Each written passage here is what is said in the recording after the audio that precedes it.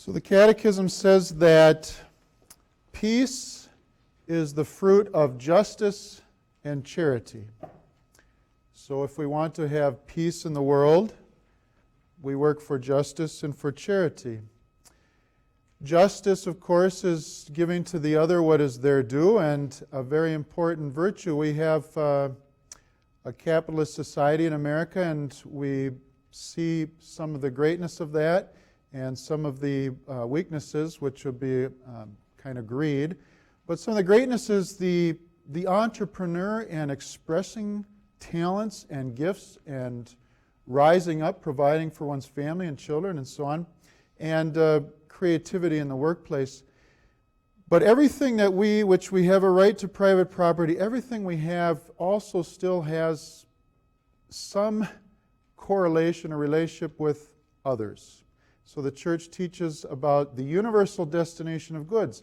And we have this tension. Private property is a right, but everybody has a right to food, clothing, shelter, and so on. I have such an inspiring witness to share with you today. There's a gentleman from Guatemala. His name's Francisco. And Francisco invented something which is really extraordinary. It's going to take, especially the third world, over. It's going to go everywhere. What he invented is a water purifier that does not need electricity or chemicals. Doesn't need chlorine or anything else to root out the bacteria. And what he was thinking was, well, how is water purified on the planet? Well, it has to go through, rivers, through dirt and sand, and somehow it's purified.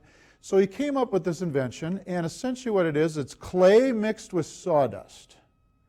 And the clay and the sawdust is pulverized to about 1/16 of an inch. And they're put together in a machine, and this machine, which was invented by the scientists at Stanford, it makes the clay and the sawdust come together in a certain kind of measure throughout, so that it's evenly measured, and then they put it into a kiln, and over about 9 hours they raise the temperature until it comes out this kind of looks like a big clay pot. Well, then they put on the end of it, they take brushes and they put silver on it, okay, because silver is a material that does neutralize bacteria. And in the old days, the wealthy people would have silver bowls and silver cups, and they had less diseases, and they could live longer, but whenever you drink or eat silver, you start to turn blue, right? And so that's where you get the first notion of blue bloods.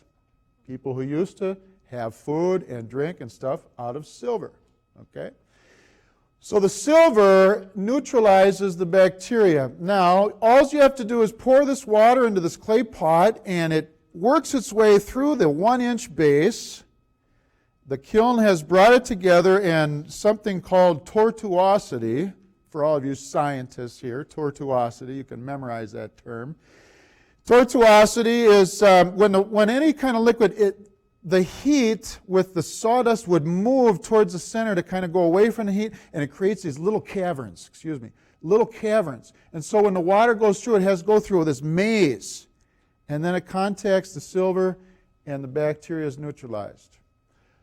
Well, the man who invented this is the extraordinary thing. He decided, I'm not going to get a patent. This should be for all the world. This isn't for me. And so, because he didn't patent it, anybody can make it.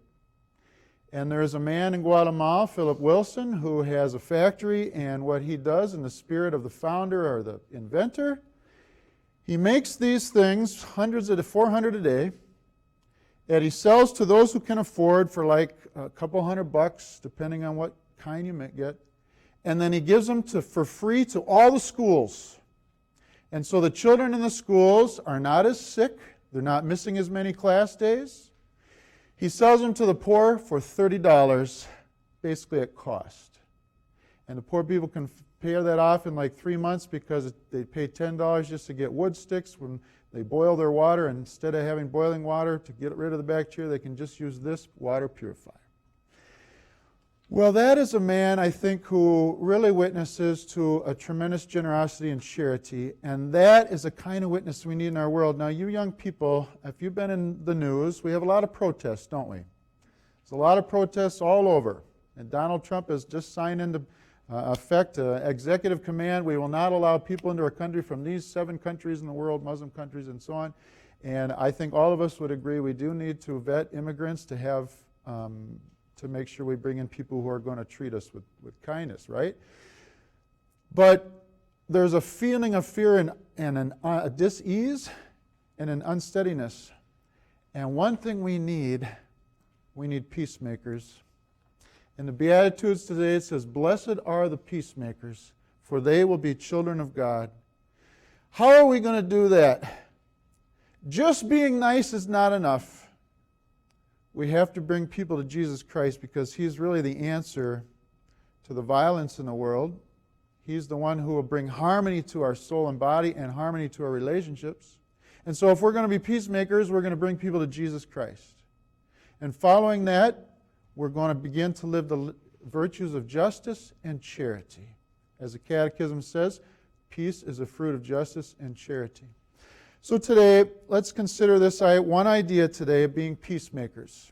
And how we'll be peacemakers in our families, amongst our fellow students at the university, with our professors. If we're going to be peacemakers, we're going to be people of justice and charity.